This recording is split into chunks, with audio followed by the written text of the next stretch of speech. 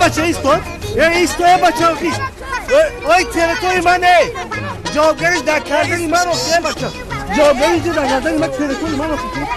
چی گفت شده؟ آدمش داریم هشون دیگه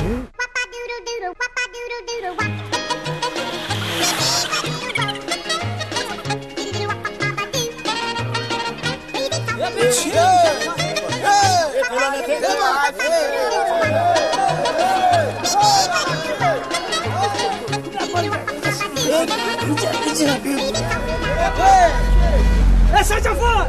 بیایی که چیزی از زدگی هست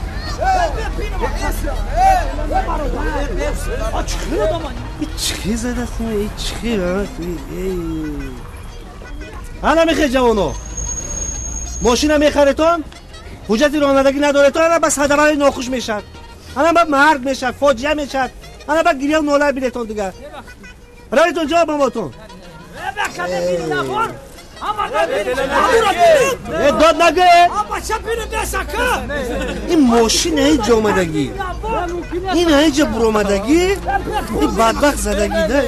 این هر روی اگر 120 130 آمدگی ده این همه خیلی آزاد اید بینم یک بار بینم که چیکار های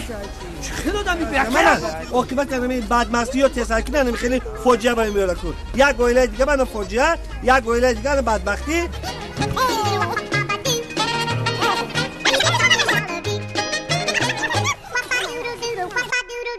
بکر سلام علیکم سلام علیکم چیکار پاکا هیچ گامش دور کنه یک ببینیم یک شاتی میگم نگاه کنم کنی نه میمونه چی صدمه شده صدمه شده انا خیلی بی احتیاطی میکنن نمیفهمن که من یک راهگذر است آدم میگذرد یک حیوان گذشته است ممکن راهگذر روخی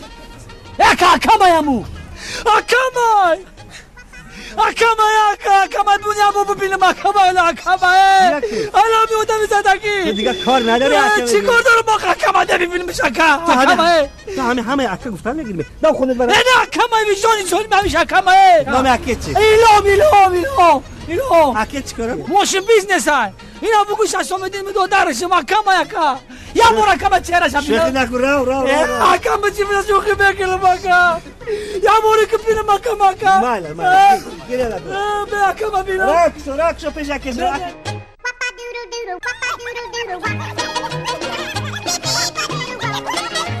بچه برو نیستا جیگر بینم اکا درو جیگر بینم بیا ما تو جیگر بندش بینه جیگر بینم اکش بینه جیگر بندش بینه جیگر بینم جیگر بندش دیدی اکه تا دیدی خره خوب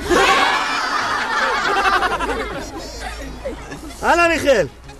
همه آرومه نگاه داشته خانه به خانه میریم ما میرم ایستا اینجا بیا ایستا همه آرومه نگاه داشته خانه به خانه میریم آزاد همه تو باشی این جگربند تا اکه دیگه خانه ببردی در اینجا بونه